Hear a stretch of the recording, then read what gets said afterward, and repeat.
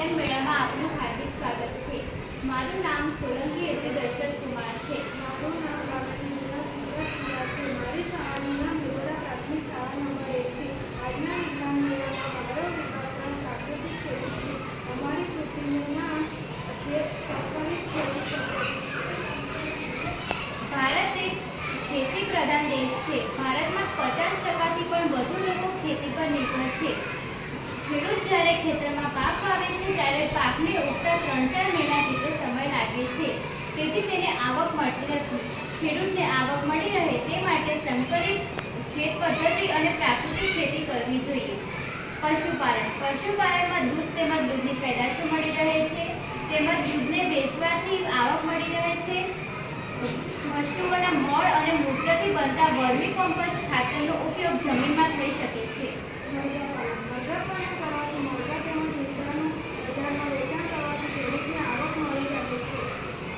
મત્સ્યપાલન ખેતરમાં ખેત તલાવડી બનાવીને માછલીનો ઉછેર કરવાથી માંસાહારી લોકો ખોરાક તરીકે ઉપયોગમાં લઈ શકે છે, તેમજ માછલીના અવશિષ્ટ વાળું પ્રાણી આપણે જમીનમાં ઉપયોગ કરી શકીએ છીએ, જેથી તે જમીન સુધારે છે તેમજ પાકનું ઉત્પાદન સારું કરે છે। વર્મી કમ્પોસ્ટ ખાતર આ ખાતર બનાવવા માટે આર્થિક બોજો પડતો નથી। આ ખાતર બનાવવા માટે પશુઓના મળ, મૂત્ર તેમજ અળસિયાનો ઉપયોગ કરીને આ વર્મી કમ્પોસ્ટ ખાતર બને છે। આ ખાતર પ્રમાણમાં સસ્તું હોય છે।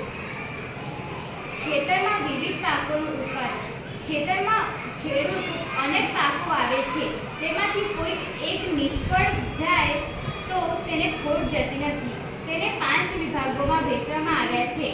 આ પદ્ધતિમાં રોકડિયા પાક ઉછેરવાથી પાણીની ઓછી જરૂરિયાત રહે છે, તેથી પાણી ઓછું હોય તો તેની ચિંતા રહેતી નથી।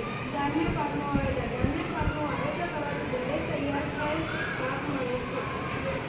ફૂલની ખેતી કરવાથી મળેલ ફૂલની અગરબત્તી તેમજ સુગંધિત દ્રવ્ય બને છે, તેમજ ફૂલોને વેચવાથી આવક મળી રહે છે।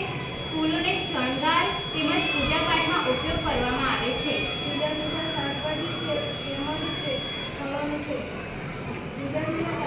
અને ફળોની ખેતી ઓર્ગેનિક રસાયણ વગરની શાકભાજી મળી રહે છે અને બજારમાં ઘરનું ખર્ચ ઘટે છે। ઘાસચારો પશુઓ માટે એક બાજુ ઘાસચારો બાપાથી લીલો ઘાસચારો મળી રહે છે, જેથી પશુઓ માટે બહારથી ઘાસચારો લાવવો પડતો નથી। આમ ખેડૂત ખેતરમાં અનેક પાકો વાવે છે, જેમાંથી એક પાક નિષ્ફળ જાય છે તો તેને ખોટ જતી નથી। આમ સંકલિત ખેતી અપનાવવાથી દરેક ખેડૂત ખેતી કરી શકે છે। આમ ખેડૂતને બધા માટે પાયમાલ પહોંચી શકે છે। આમ ખેડૂત પોતાના જ ખેતરમાં અનેક પાકો વાવીને પોતાની જીવન જરૂરિયાતની વસ્તુઓ પૂરી પાડે છે, તેમજ